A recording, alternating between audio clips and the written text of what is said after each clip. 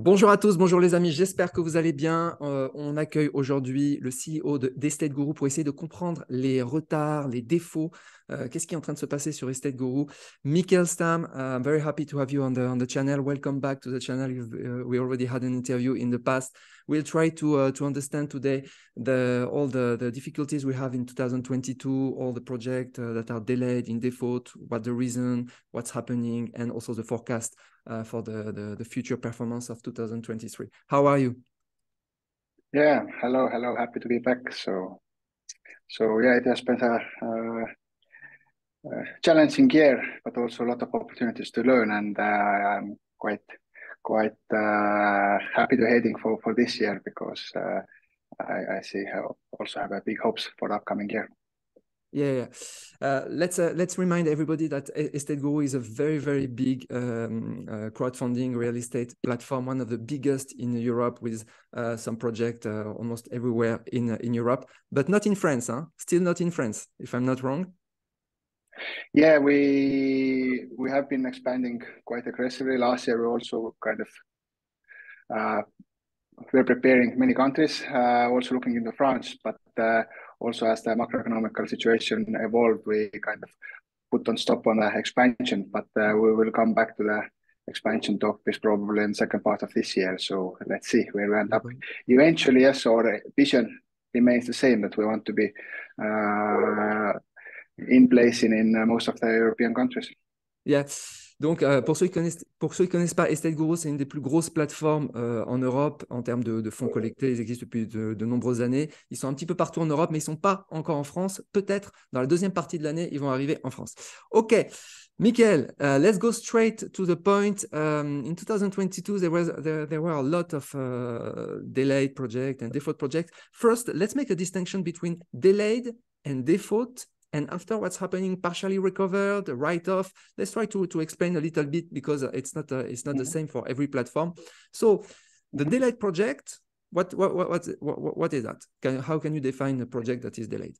Yeah, we try to use the same terminology that is kind of used in banking and traditional financial sector. So delay means that the loan payment, what was scheduled, is not kind of coming or received or on time. So you have, for example, for tomorrow, payment scheduled, but this doesn't receive it tomorrow. So we then move the loan into. Yeah, I'm sharing my screen at the same time just to show a little bit the portfolio so that people can understand. But continue about the delayed project. Yeah, we are all listening. Yeah, and this is where we usually start to already communicating with the investor or with the borrower to understand what is the reason for being late and not be able to make the payment. So, yes. However, if we kind of the borrower doesn't react to the communication what we are going to establish and doesn't actually repay, or we see it already earlier that this project is not going to as planned, then we are moving into the default. And default basically means that the project is not coming back as it was expected. So simply said, so it means that we start the liquidation process. Yeah. Yes, there's a different then strategies to put in place to solve them. And usually when also looking at the user terms, then the normal time where we call it as a default loan is 90 days. 90 days. It becomes late, but there might be differences. In some cases, if the borrower is, for example, cooperative, we still might work out some of the strategies to actually repay, or, for example, refinance or prolong it, or he's kind of going out to refinance to another places. So there are different strategies. We can deep dive into them additionally. Okay, so to be clear with the definition between late and defaulted. So to my understanding, if I look at my portfolio, for example, I have some projects that are late and some projects that are defaulted. So if they are like late by few days already, it will appear here, for example, 4 to 15 days late. Then after there is another bracket from 16 to 30 days, and then up to 60 days. And then after 60 days, actually at 90 days, then we consider the project in another status, which is the default, okay? And they will appear here in my portfolio. That's where we can see the distinction between both of them. Is that correct? Yes, yes. So, and say a little bit different. The late is where we try to get the borrowers usually paying with our own internal processes. So we kind of send emails, we call, we kind of talk with the borrower and try to get him back on track.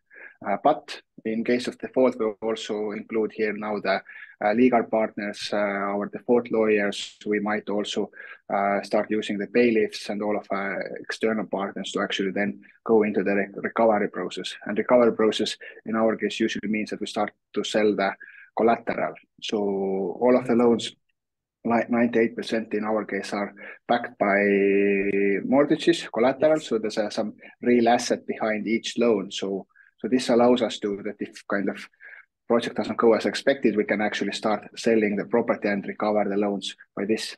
And then it's important to look the And this attempt to recover is happening actually when the project is in default. Let me recap a little bit in French. So, donc on a en fait les projets qui sont en retard, les projets qui sont en défaut. Les projets qui sont en retard, en fait, c'est de quelques jours jusqu'à 60 jours. Et à partir de 90 jours, ils passent dans un autre statut qui est le statut défaut.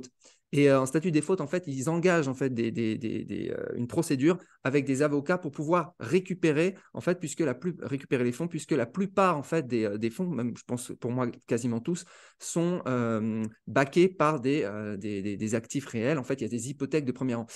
I think for most of the projects I invested in, they are backed by real assets. I think most of them on Estateguru, this is happening. And this is first, if I remember well, it's written first rank mortgage. It means if you manage to get the collateral back, then you can sell this collateral and most likely you will be able to recover partially or fully the amount. Is that correct?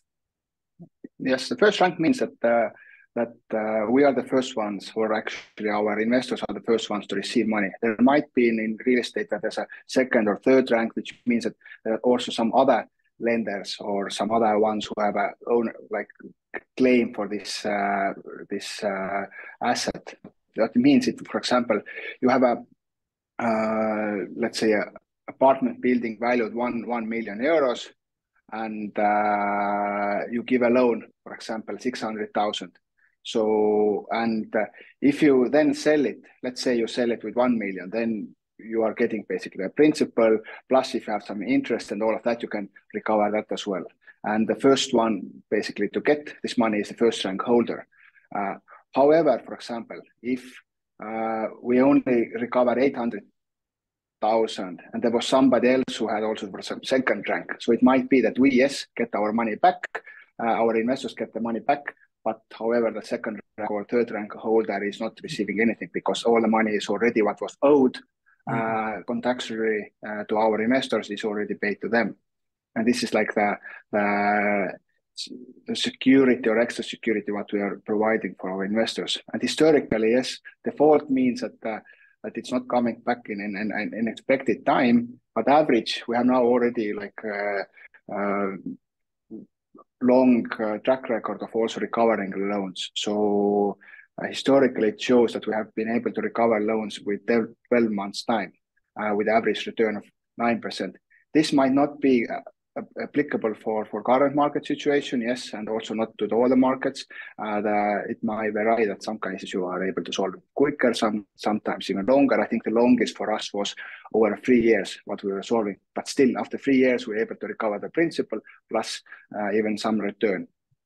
So historically, yes, we have only lost only 40,000 of principal, and we have given out more than 600 million worth of loans. So our aim has always been to maximize return, even in recovery process for the investors.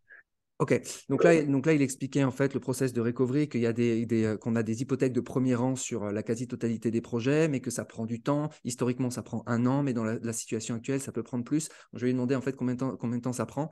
So, in the current market situation, how long do you expect this recovery process of debt collection to be able to get the money back? And what recovery rate should we expect in the current market situation? Yeah, even in current market, there's different opportunities. What we see is there's always like people with money who are ready to buy the things with a kind of a big discount. What we aim to do is still to maximize the value for the investors. So if some investors want to kind of exit earlier, they can go to the secondary market, try to sell there, or use the instant exit product to sell with a discount. So this is an option for them to, but this means also the loss of capital when you use the instant exit. So, or even when you send the secondary market. But definitely, yes, in current market situation, what we see is that especially in development loans, there has been kind of longer selling periods.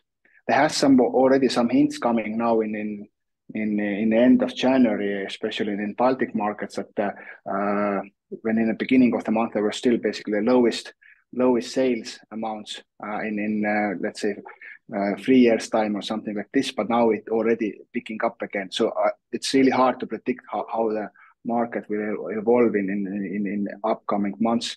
But what we still see is that yes, the sales period is longer, which means that even if, for example, you put the loan into the default and start the recovery and go into the auction and maybe sell with some discount, then it might take longer. As I said, historically it's 12 months, but probably we can expect a little bit longer. And also there's a market difference. For example, when in Baltic, you can go to the auction with after 1 or 2 months, you need to leave some time for the borrower to basically find a solution himself or repay the money, and then you can go to the auction.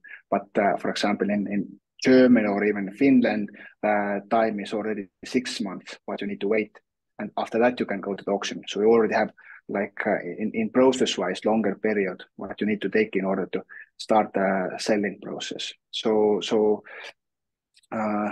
this is something we need to kind of also be aware. And also it might be, yeah, that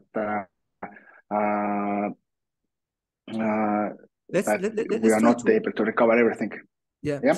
Let's try to also to understand based on the statistics on your website. Mm-hmm. So in 2022, let's focus on 2022.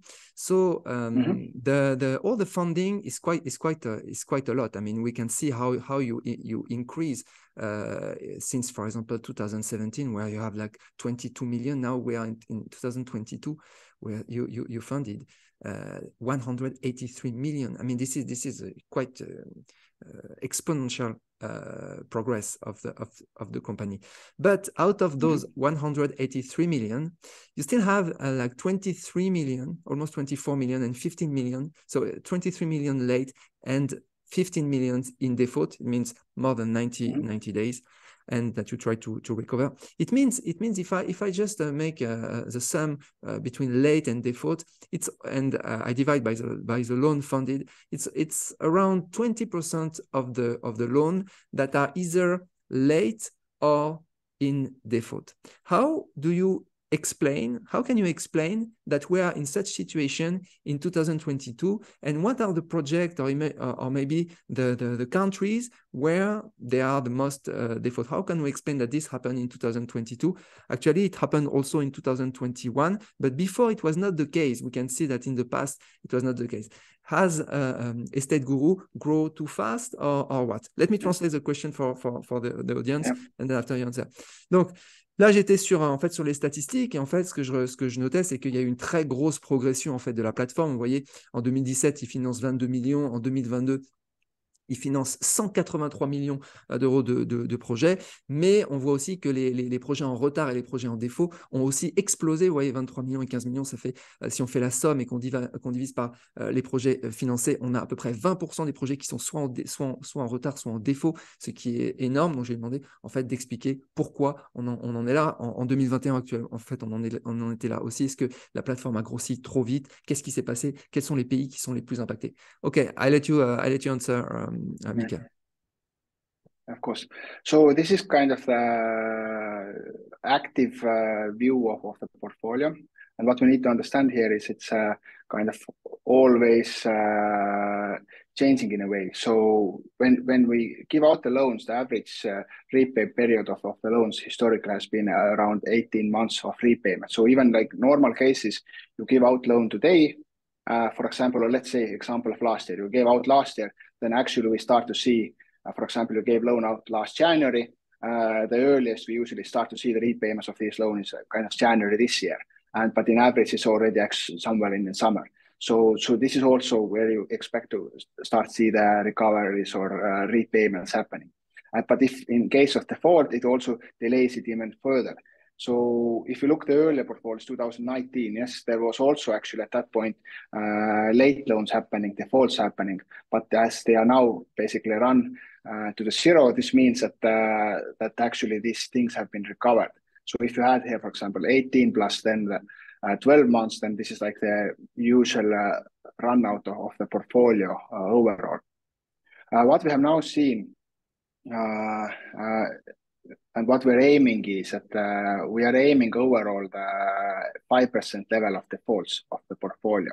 And this is also like let's say 5 to 10 is like a market standard what we are trying to achieve. When we look like our Baltic portfolio, and here we need to a little bit look separately. So our Baltic portfolio, where we have been longest and we have been able to adjust our credit rules and work out our liquidation processes and fine tune it year to year, then actually throughout the last year we were able to keep that 5% level in Estonia and Lithuania. We were bringing down the default levels in Latvia from 15% to 8%. So I think the portfolio here is quite healthy. However, it's the higher defaults is currently influenced mainly by Germany and then Finnish markets. And these are also a bit differently. In Finland, we started actually earlier to originate the loans, for example, than in Germany. And we did our first test cases without actually having a local team in place. And what we see now is that as the portfolio is not such big one, it's around 30 to 40 million currently. So this first bigger defaults, which is like 4 million plus 4 million, is also influencing the metrics. But what we believe is that we have done many adjustments. We have a really experienced team in Finland currently in place. The latest addition was Tero, who is our country manager in Finland. He has more than 20 years of experience in real estate. And we believe current origination is well aligned with the current kind of market situation, what we want to give out there. But the big influence to our defaults is currently German market. And yes, I agree that there we have gone over also our tolerance level. So our aim was, as I said, to be able to do like 5 to 10%. We can expect a little bit like higher levels when you go in the new market. Example of Latvia, where we had like 15%, we've now brought it down to 8%. But in German case, it got even worse. What we expected, that there's a little bit, let's say, like I don't know, 15% level, because when you go to new market, you still, yes, you have the old credit rules and all of like how we have been doing, but you need to still adjust it to local market. We might have gone maybe too aggressively to German market, and this doesn't allow us to make more maybe conservative adjustments at the right time. Ok, let me translate. Principalement, en fait, les problèmes viennent des problèmes du marché en fait allemand, où apparemment ils sont rentrés un peu trop agressivement, etc. Donc, je vais lui demander de détailler un petit peu, et aussi le marché finlandais. Donc il se développe, mais voilà, quand il rentre sur un nouveau marché, en fait, apparemment, bon, bah, c'est un peu compliqué. What are the difficulties and the mistakes that have been done for the German market, and how are you going to address them and resolve them? Yeah. So as we saw then, the kind of portfolio late and the defaults increase, we have now taken quite, let's say, severe measures. So we have put stop on new origination, even though we worked out the new strategy to originate, and we have actually improved all of the processes and also the credit rules. Then I at least believe that we need to build up a trust in the German market for our investors. And yeah, I feel also for the investors who have currently put put money into that. So therefore, we put a stop new origination and we put full focus on recoveries and working out the strategy we have put in place and executing them. So this is like one of the steps. We have changed also the team setup there, and also brought actually our previous risk officer Kasper and our founder to the management board of German market. He has been working with the defaults and late loans earlier. He has the experience of our process and everything, so he's supervising together with local team and also support of other country managers to work out the portfolio. Parallelly, we are extending our partnership network in the good thing with German market is it has also a lot of players who are interested in actually buying these non-performing loans and claims. So you might even able to sell the claims away from your portfolio to and recover the money like this. We have also extended our default lawyers team, so we added more people to that so that they can also work out the legal aspects of these recoveries. Yes, this is kind of the priority of the supervisory board and management. We are every week basically monitoring the progress. And parallelly, what we now did is to also put more transparency into that, what we are doing. And we are kind of talking today about this. We have shared via email, and we're going to now talk about separately. But this is what we are doing, and there are like many other things we are kind of executing towards to recoveries. As this is, as I said, a little bit different case what we had this far. We have been, and currently also numbers show that in all the other markets, the numbers are as we expected. Okay. So yes. Let me translate a little bit. Bon, ils sont en train de changer les équipes en Allemagne, de recruter plus, de changer l'équipe de gestion de risque, etc., de prendre des mesures en fait pour voir ce qui se passe en Allemagne. Je vais lui demander quand même si on peut, si on a une chance de recouvrer nos fonds là-dessus. Et je vais lui demander aussi si, d'un point de vue investisseur, qu'est-ce qu'il faut faire? Est-ce qu'il faut éviter l'Allemagne? Comment est-ce qu'on peut faire en sorte d'éviter les défauts? Okay, my last question for the loan that are in Germany. As investor, do we have a chance to get our money back? Do you think it will be partially refunded, fully refunded, maybe, and how long it will take? So just to have your feeling about that. Yeah. And my last question is about the from investor perspective. What should we do? Should we? I know it's a hard question, but we try to also to manage our portfolio correctly. And do we have to avoid the loan that are in Germany for some times, waiting to know before to know the recovery rate?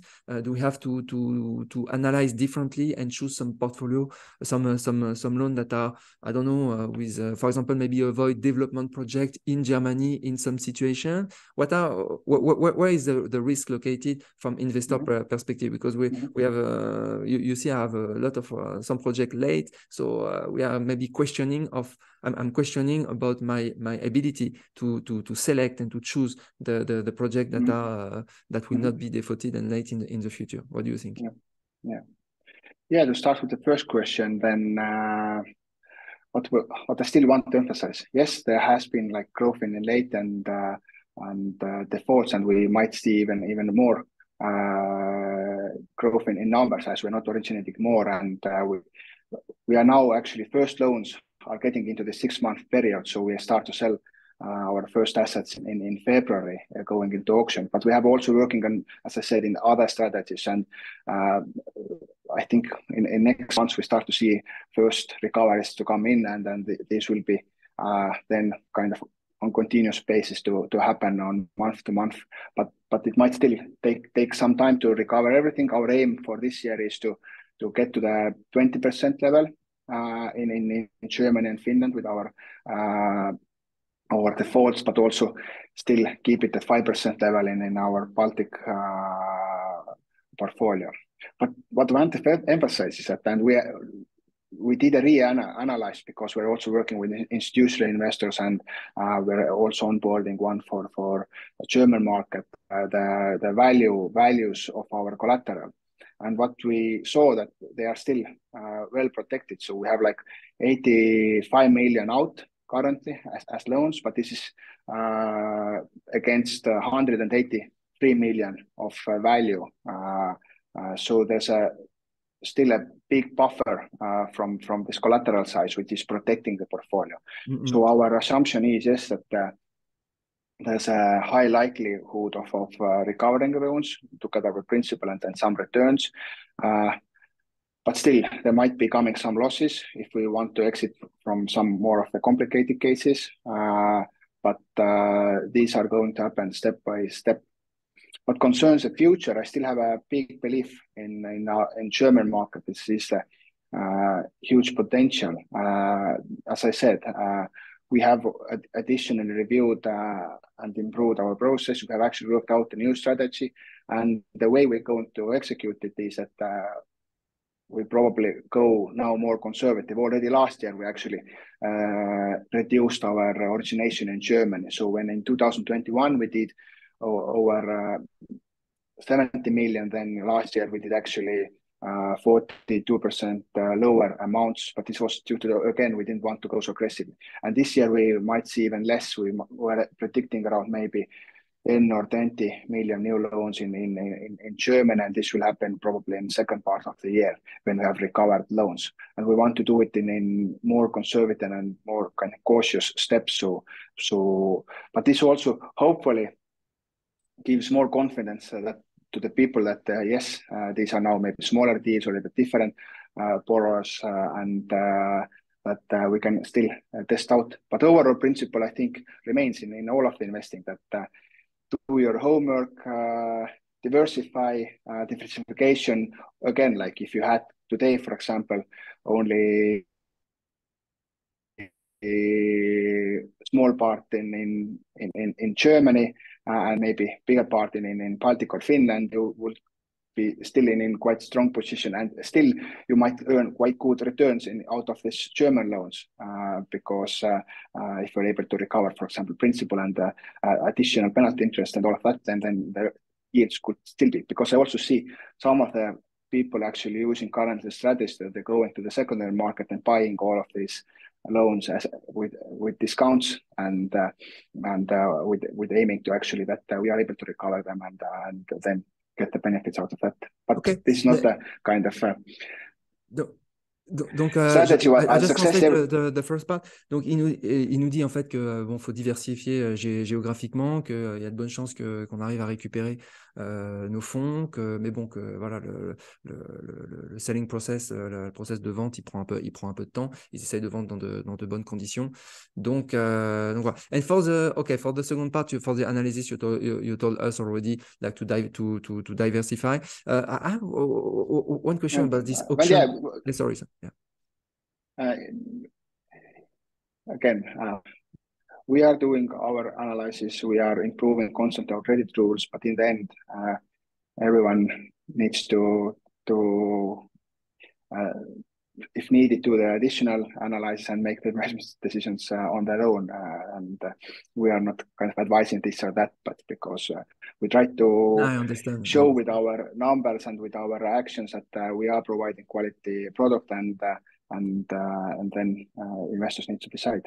And for the German market, you told us that you try to sell in a good condition and not to sell too fast because there may be a big discount and then the collateral value will be less, and that I really can understand. But for in the current situation, for the German market, do you forecast that the market, the property price will go up or down? Because this will impact our collateral value. Maybe we have to not wait too much if the German property price are going down. Are you at Estateguru making a forecast about this evolution of the property price in Germany?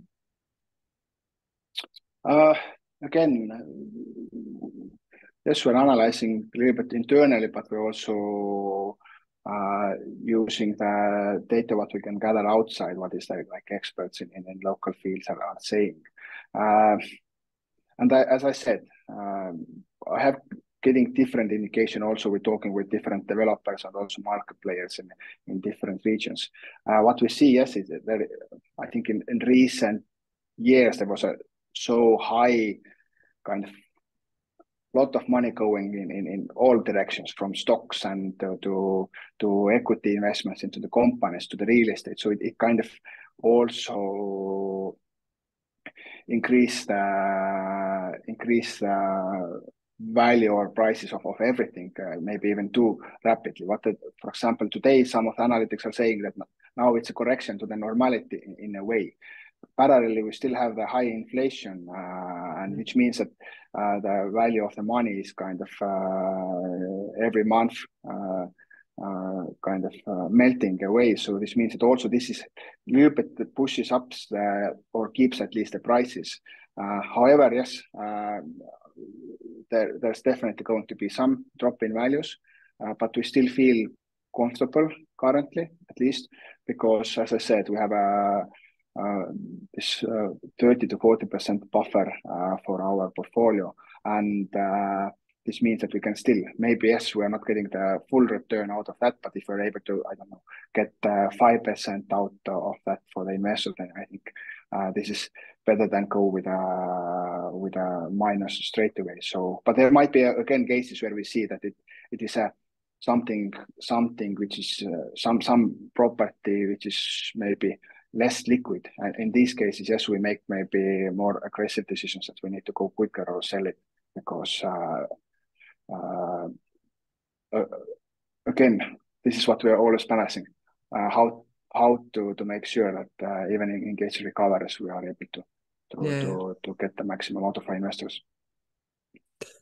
Okay, so we may so just to finish, we may see some change on the statistic as long as there are a new project recovered, etc. The value may change even for 2022, then depending on if you manage to get to recover. I mean, those statistics are changing over time, right? Every day we are updating. Yeah, every day. Okay. And we have now also set up separate info newsletter to follow up the progress in German Finnish market. There's a monthly portfolio overview where we cover all the markets and what was the sales numbers, all of that in previous months. But in order for people to see the progress, there will be additional measures to be made in communication. Okay. Perfect, Mihkel. Do you want to say something else to the audience? And you're totally free. If you want to try to convince them to come back to Estateguru to invest. I think most of them, they are just looking at. I don't know. If you want to say something, you're free. Yes, yeah, maybe the same. That I feel you. I have now taken the position of a new role also as a CEO, and my main focus currently goes to be able to communicate with our audience, but also actually pushing and working with our teams to really work out the cases. I personally myself is also kind of putting money to the platform every month. It is auto investing into the project, so I can say that I have my skin in the game as well, and I feel also the defaults and everything else that is happening there, and therefore it's really important for work. But I still see at the same time, yes, even though yes, there's a lot of defaults, people continue investing. They are waiting for some example for what is going to happen in Germany, which is like natural, and now again we want to show that by actions, one thing is talking, but by actions that we can also work out the cases there. And I believe that this is also a trigger for everyone to continue using the real estate. Real estate will remain probably something what people understand and something which is like real assets all the time, where people like to invest, and doing it with loans is a great opportunity to have this month-to-month cash flows, fixed cash flows on on your Mhm. money. So we see that our business model started with last crisis. It has survived COVID, and it will survive also the current macroeconomical Yeah. turmoil. So That may show how resilient it is. I mean, if it survived after the COVID and after this current situation in Germany with all the default, it shows. I mean, it will show how a shock like that can be overcome. Okay, let me translate and then we finish. Donc, en fait, il récapitule quelque chose d'important, c'est que le crowdfunding immobilier, en particulier, enfin sur Estateguru, mais partout, à partir du moment où il y a de l'immobilier derrière, et qu'il y a des hypothèques de premier rang, voilà, on est assis sur quelque chose, donc on peut revendre, etc., etc. Mais maintenant, ça prend du temps, il y a une procédure à suivre, etc. Maintenant, voilà, ça montre aussi que avec différentes situations comme la situation du COVID où ils ont survécu, ou la situation actuelle avec ces problèmes donc en Allemagne, s'ils arrivent à survivre, ça montre en fait combien en fait la plateforme est résiliente, robuste, etc. Je traduis, je fais que traduire. Donc c'est entre guillemets un mauvais moment à passer, mais c'est aussi un moment, on va dire, pour une plateforme voilà, c'est assez classique à un moment donné d'arriver, surtout quand on se développe très rapidement, d'affronter en fait ce genre de problème. Donc on va voir comment ils arrivent à le résoudre et on verra dans les prochains mois le taux de recouvrement, etc., etc. Ok, Mihkel, I try to translate. It's not an official translation. I try to translate myself. Okay, thank you very, very, very much, Mihkel. thank you. Let's see in 1 year the performance review and where we are. Okay, I wish you a very happy day and thank you so much for coming here. Then we're going to talk also about already growing to maybe France. Yes, I hope so. Well. Okay.